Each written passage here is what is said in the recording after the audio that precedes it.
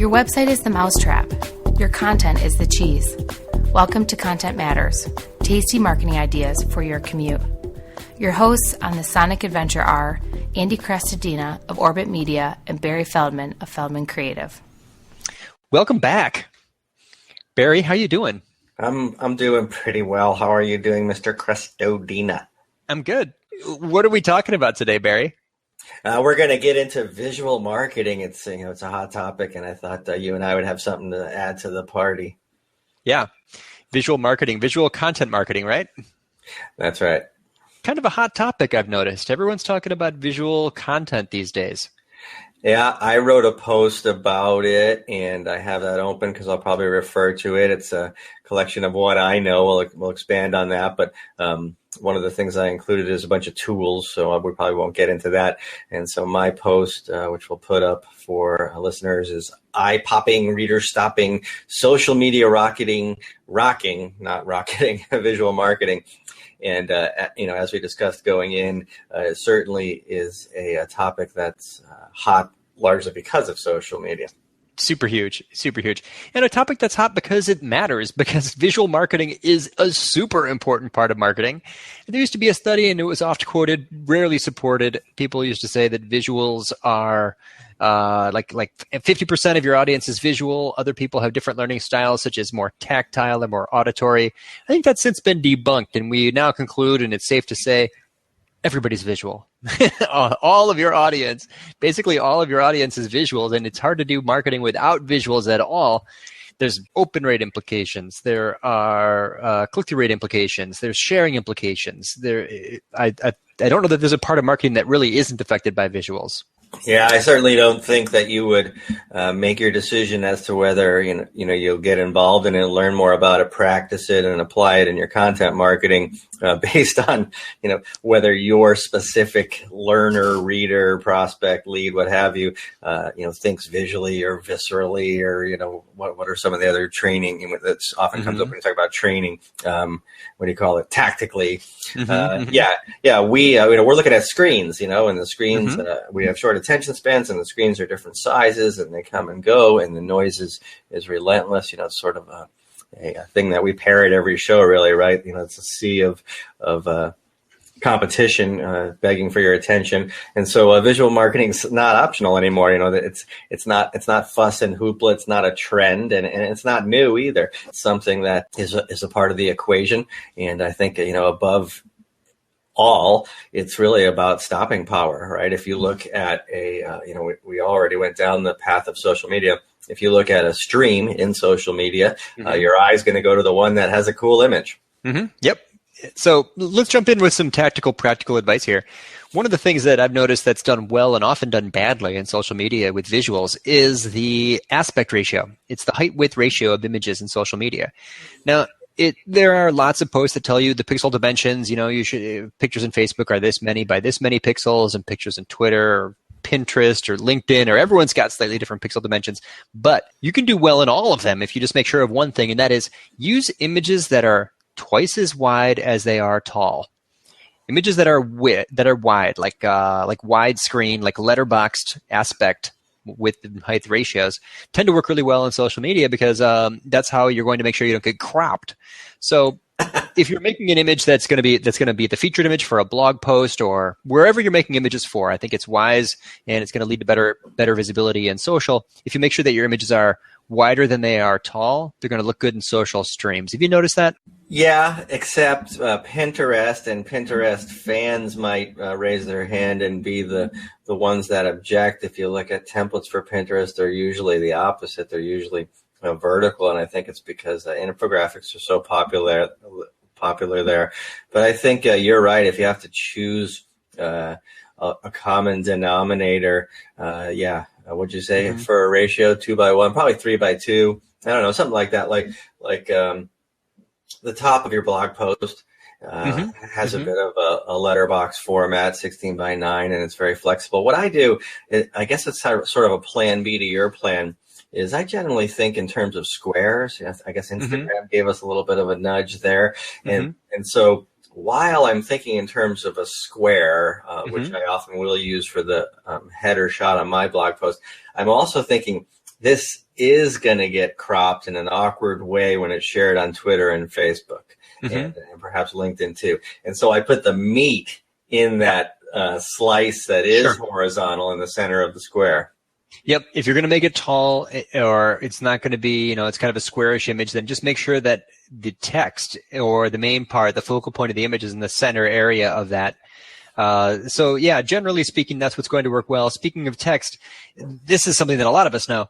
Make sure that the headline of your post, or some text, or some summary, the value, the meaning of your post, is there in the image, overlaid on the visual.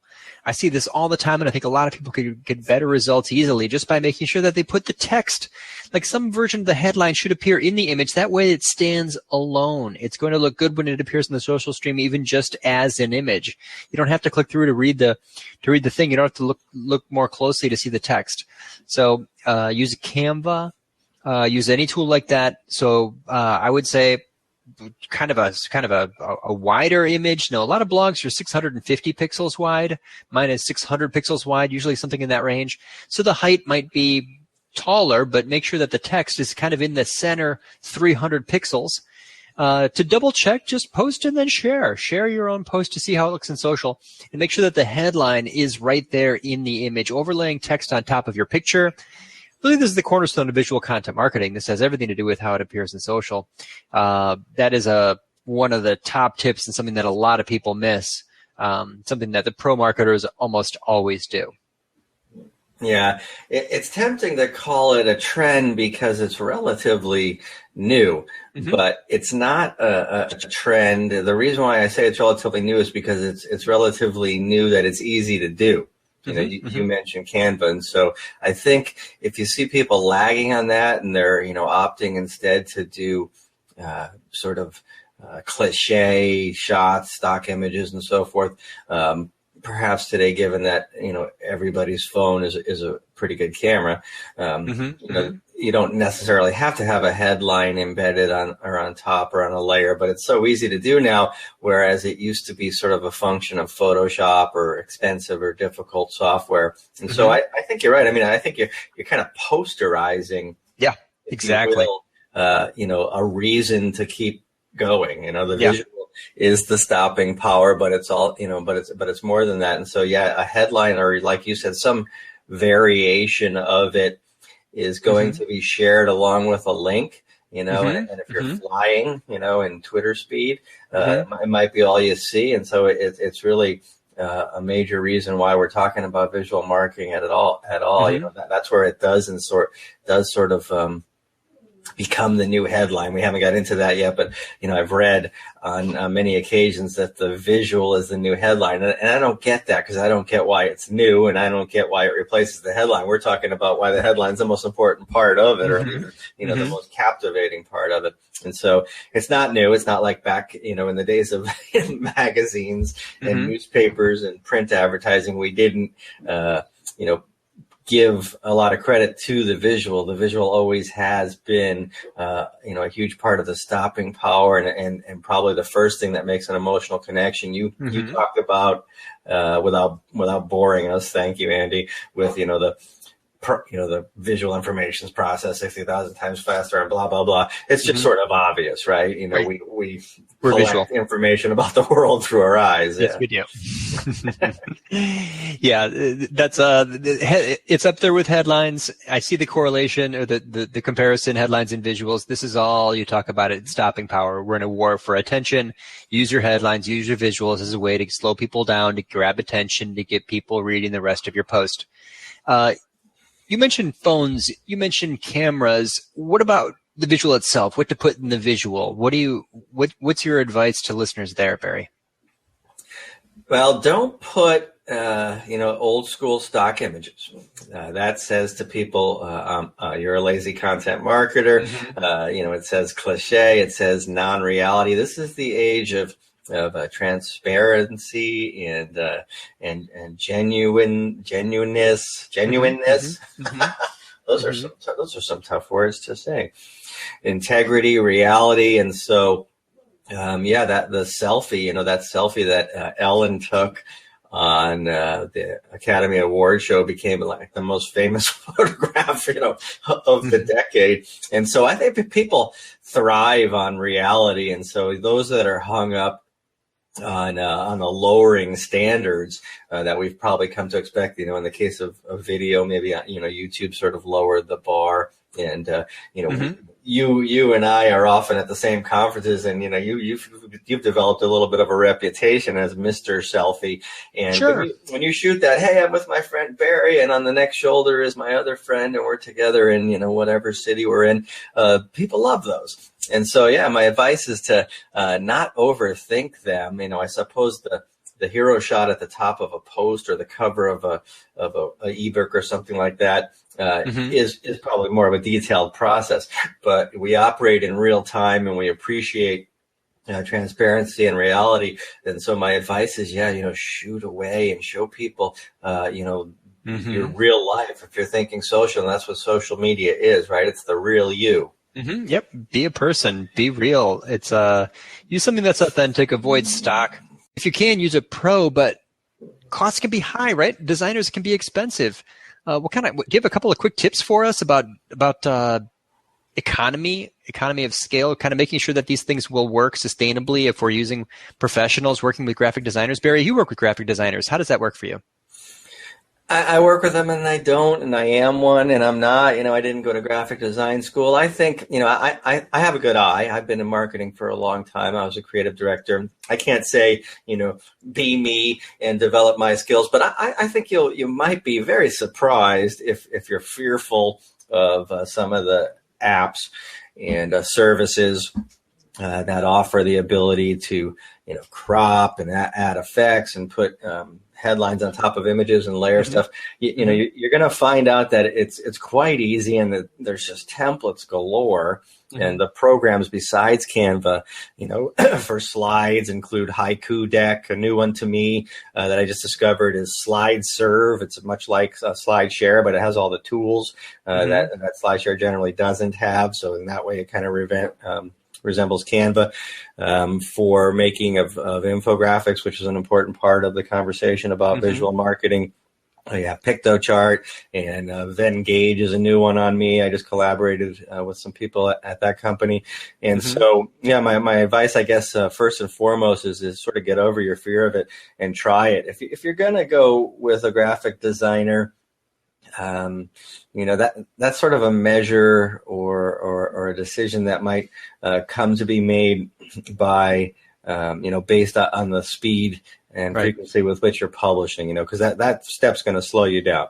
Your company's, kind of an average small business size company, and you have some sort of meter of publishing about weekly or every other week. We publish biweekly. The newsletter's biweekly, but we publish weekly. Okay, so how's that process work? Because we haven't got into continuity yet, and so this is a good segue. At Orbit, things look sort of orangey, or they sort of like apply, or your color scheme is applied, and there's a bit of a branding feel that's about retro stuff. Okay, so how's that process work for you? Well, the first tip there is to be consistent somehow and to create a style that becomes visually familiar to people. You've seen it done at Content Marketing Institute. You've seen it done at Copyblogger, Social Media Examiner. Lots of these websites are using a consistent style, and they must have a template, and it probably makes it more efficient because they have added constraints. When you add constraints, it makes life easier because you narrow in all the millions of possibilities. So that's a good thing. For us, we're using kind of a duotoned images on what are not always, but often retro style, future retro style pictures. The process is every other week we've got a newsletter going out. So what I've got to do is that's going to be sent on Thursday, posted on Wednesday, sent on Thursday. I've got to have everything done and in the hopper and ready for editing on Monday morning. Now the designers have a couple days to look at it, to think about it, to apply different styles.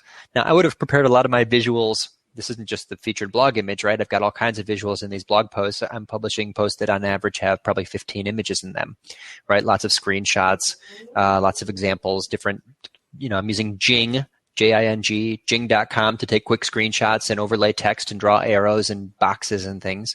Lots of tools like that. Very useful.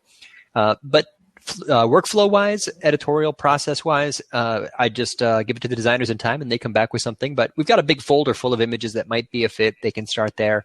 They put it into Photoshop. You could do it in Canva, overlay a semi-transparent layer for the color, type the text on top. We do have a style guide that's all been prepared, so we know what fonts we use in what style at what size, and makes it pretty efficient. Now it's easier to collaborate because we have set up those constraints, those standards in advance. Yeah, so to answer your question, finally, I'd say if you can do that, you have a bit of a queue and it has some lead time. And if you can't do that, don't. It's okay not to. It's a very subjective thing, but ultimately, you don't need a graphic designer. You need graphics or visuals that are interesting. And so you're going to experiment until you figure out what that is and what the process for making those are. And it need not be expensive. There's just too many cool tools. Yeah, exactly. The important thing is to make sure that you've got images in there. You don't need a graphic designer. You can do it yourself. It depends on your expectations, your publishing frequency. But yes, of course, if you've got the resources, you can consider that. You can also consider outsourcing. Barry, you're well known for your gorgeous viral slide decks on SlideShare, as well as your infographics, which have appeared all over the web. Tell us about your process for creating these infographics and SlideShares. It's become self-fulfilling, therefore easier, but it wasn't always that way. And so I wanted to make infographics. I knew that the hurdle in between the idea that generally came from me, a list post that I wrote, and succeeding was having graphic design skills that I probably don't have, or time that I rather not part with to do the work. But there have been times when I simply have dug in, and Pictochart became my choice for that. But along the way, I have collaborated. This is probably the most common thing I've done in the past and continue to do. I say I've got a big idea. I'm going to do the conceptual part and the copywriting. And as a bonus, I'm going to be the guy that sprinkles this thing all over the place, including putting it on my SlideShare. And so I'm getting people who are more talented than me in the ways of design, or have designers on staff to collaborate with me.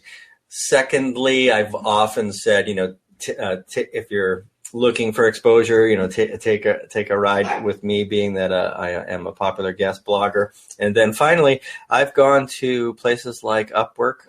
That used to be not Elance. Odesk. Mm-hmm. Yeah. And so there's a lot of talented designers who work in countries other than the United States, and even the United States, people that are relatively new to their business that are willing to do it for less. And so I've never paid a lot of money. You and I just collaborated on an infographic that's off to a great start. And really, in terms of us placing, it's only been placed on a couple of blogs. And that's with my partners in crime in India. They're called Info Brands. Shout out to my buddies there. And they've made it very easy and efficient to do great infographics.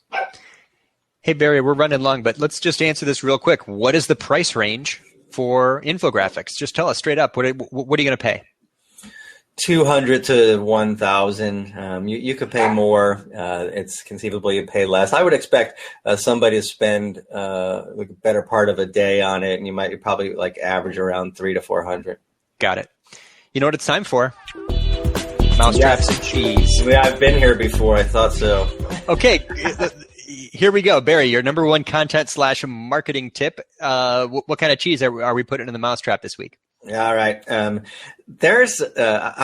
reading books about copywriting right now because I'm about to teach copywriting. It sounds kind of weird. My wife goes, "What are you doing? You know how to write copy. That's what you've been doing for decades." But I'm not teaching myself how to write. I'm teaching myself how to teach how to write. Anyway, as you read copywriters, they always go to this age-old acronym that they called AIDA, AIDA, which stands for attention, interest, desire, and action.